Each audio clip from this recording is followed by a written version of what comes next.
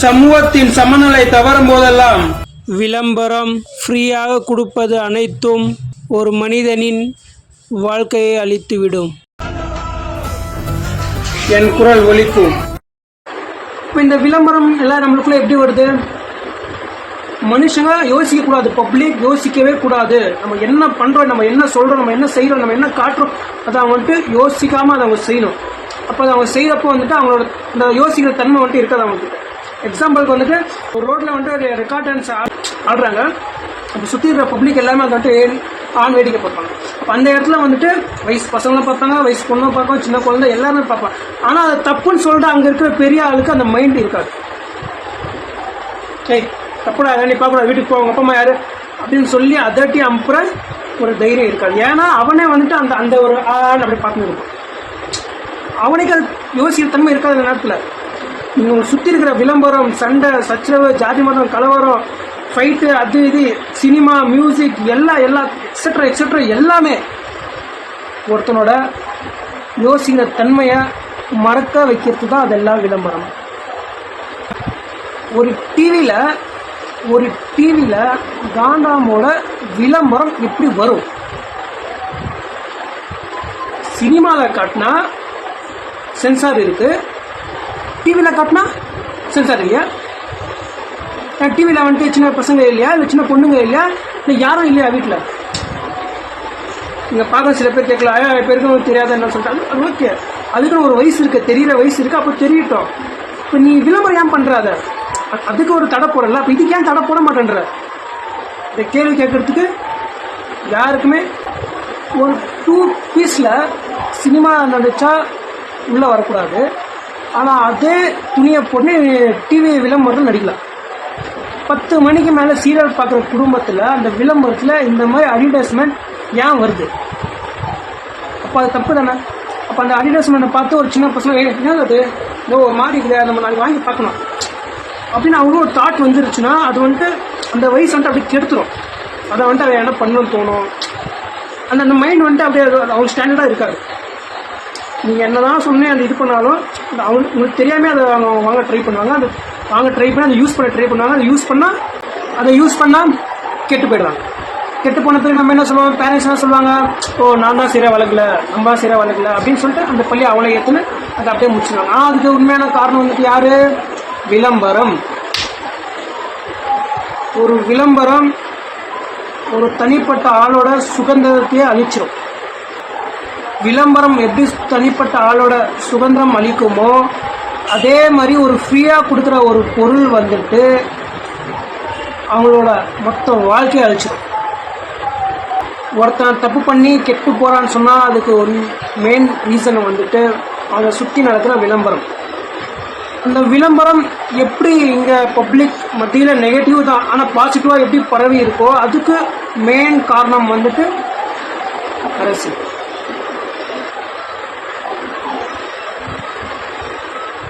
நீங்கள் உங்கள் ஓட்டோட வேல்யூ வந்துட்டு ரொம்ப ரொம்ப பெருசு. இந்த ஓட்டை வச்சு நீங்கள் என்ன வேணாலும் பண்ண முடியும். ஆனால் நீங்கள் என்ன பண்ணுறீங்க, அவன் 1000 ரூபா கொடுப்பானா, இவன் 5000 ரூபா கொடுப்பானா, இவன் 10000 ரூபா கொடுப்பானா அப்படின்னு நாய் மாதிரி அவன் காலில் போய் விழுந்து கிடக்குது. அவன் என்ன பண்ணுவான், இந்தாப்பா 2000 ரூபா இருந்தால் 5000 ரூபா வச்சுக்கோ, ஓட்டை போடு அப்படின்னு ஓட்டை வாங்கிக்கின்னு நாளைக்கு உனக்கு ஏதாவது ஒரு பிரச்சனை சொன்னால் முன்னாடி எதுக்குமா வரமாட்டான். இது எல்லாரும் உங்களுக்கு தெரியும். அது தெரிஞ்சால் தப்பு பண்ணுறீங்க பார்த்தீங்களா? இப்போது நீங்கள் பண்ணுற அந்த ஒரு சின்ன தப்பு வந்துட்டு உங்கள் வாழ்க்கையை அழிச்சிடும். ஓட்டோட வேல்யூ வந்துட்டு ரொம்ப ரொம்ப பெருசு. சமுதாயத்தில் ஒரு தப்பு நடக்கிறதுக்கு காரணம், உண்மையான காரணம் வந்துட்டு மக்கள் நீங்கள் தான். நீங்கள் பண்ணுற அந்த ஓட்டுனால தான் காரணம், வேறு எதுவுமே கிடையாது. அப்போ அவங்களுக்கு அந்த அதிகாரம், அந்த பவர் எப்படி வருது? நீங்கள் ஓட்டு போட்டால் அந்த பவரும் அதிகாரம் அவங்களுக்கு வருது. அப்போ அவங்க தைரியம் எப்படி வருது? நீங்கள் கொடுக்குறீங்க அந்த தைரியத்தை. நீங்கள் கொடுத்தனால தான் இந்த நாடு இந்த மாதிரி நாசனமாக போயிருக்கு. அந்த தாட் வந்துட்டு ஒரு பப்ளிக்குள்ளே எப்படி உருவாகுது? இப்போ பப்ளிக் முக்கால்வாசி பேர் வந்துட்டு எல்லாருக்கும் ஒரு பயம் இருக்கும். தப்பு பண்ணணும்னு சொன்னால் எல்லாருக்கும் ஒரு பயம் இருக்கும். அந்த பயத்தை நான் போக்கணும்னு சொன்னால் அதுக்கு என்ன மருந்து? சுற்றி இருக்கிற விளம்பரம். ஃபர்ஸ்ட் ட்ரிங்க்ஸ், 2வது போதை பொருள், 3வது பான்பிராக், எக்ஸெட்ரா எக்ஸெட்ரா எல்லாமே போதை சம்மந்தப்பட்டது. சின்னலேருந்து பெருசு வரைக்கும் எல்லாமே தப்பு செய்கிறவங்களுக்கு ஒரு தைரியத்தை கொடுக்குற ஒரு மருந்து. இப்போ இதை வந்துட்டு யார் உள்ளே எடுத்துன்னு வந்தாங்க? ஒருத்தரோட லாபத்துக்கோசம் இதை வந்துட்டு எல்லாருக்கும் விளம்பரம் பண்ணுறாங்க. சோஷியல் மீடியா, டிவி, நீங்கள் எங்கெங்கே பார்க்குறீங்களோ உங்களோட எல்லா விளம்பரம் எல்லாமே வந்துட்டு நெகட்டிவ்ஸ் விளம்பரம் தான். ஆனால் அதை வந்துட்டு பாசிட்டிவ் மாதிரியே பண்ணுவாங்க. எப்படி இந்த சுற்றி இருக்கிற விளம்பரம் எல்லாமே வந்துட்டு நெகட்டிவ் விளம்பரம். ஆனால் அது எப்படி பண்ணுவாங்க? இதுதான் பாசிட்டிவ், இதுதான் பண்ணணும், இப்படி தான் பண்ணணும்னு சொல்லிட்டு உண்மையே மைண்ட் வாஷ் பண்ணும்.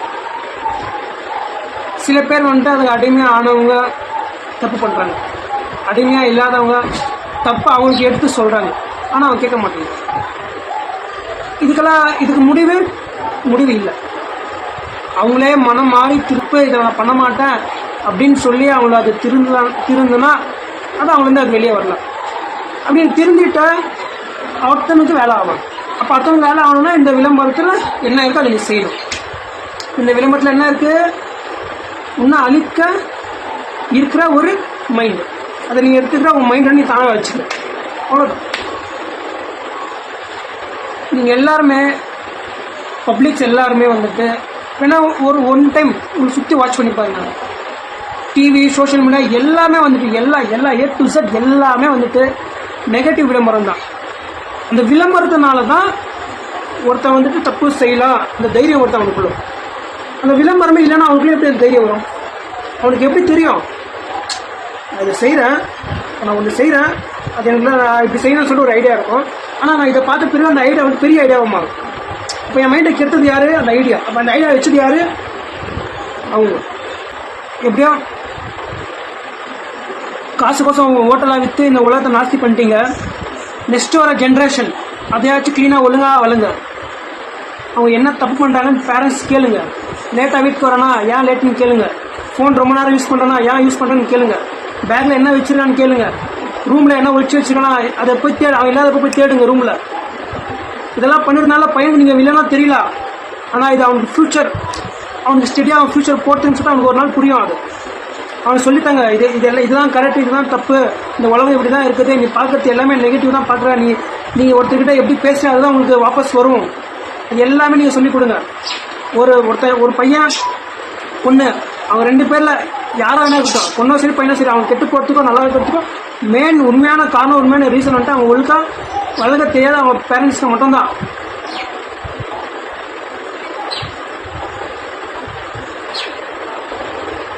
நெக்ஸ்ட் வர ஜென்ரேஷன் நல்லா இருக்கணும்னா உங்கள் பசங்களுக்கு வந்துட்டு எது நல்லது எது கெட்டதுன்னு சொல்லிட்டு பேரண்ட்ஸ் நீங்கள் சொல்லிக் கொடுங்க.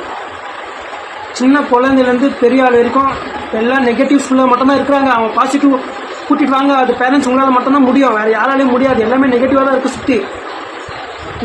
உங்களோட பசங்களோட ஃப்யூச்சர் நல்லா இருக்கணும்னா நீங்கள் உங்களால் மட்டும்தான் முடியும். வேறு யாரும் உங்கள் பசங்களோட ஃப்யூச்சர் நல்லா இருக்குன்னு சொல்லிட்டு யாரும் எதிர்பார்க்க மாட்டாங்க. நீங்கள் மட்டும்தான் உங்கள் பசங்களோட ஃப்யூச்சரை நல்ல வழியில் கொண்டு போக முடியும். தயவு செஞ்சு உங்கள் பசங்களுக்கு எது கெட்டது, எது நல்லது, எது பண்ணக்கூடாது, எது பண்ணணும், எது எந்த டைமில் வார்த்தை பேசக்கூடாது, எந்த டைமில் பேசணும், யாருக்கு மதிப்பு கொடுத்து பேசணும் சொல்லி நெகட்டிவ் அண்ட் பாசிட்டிவ் எல்லாமே சொல்லிக் கொடுங்க. பாசிட்டிவ் அப்படின்னு சொல்லிக் கொடுங்க. ஒருத்தர் பாசிட்டிவாக இருந்தால் இந்த உலகமே நல்லாயிருக்கும்.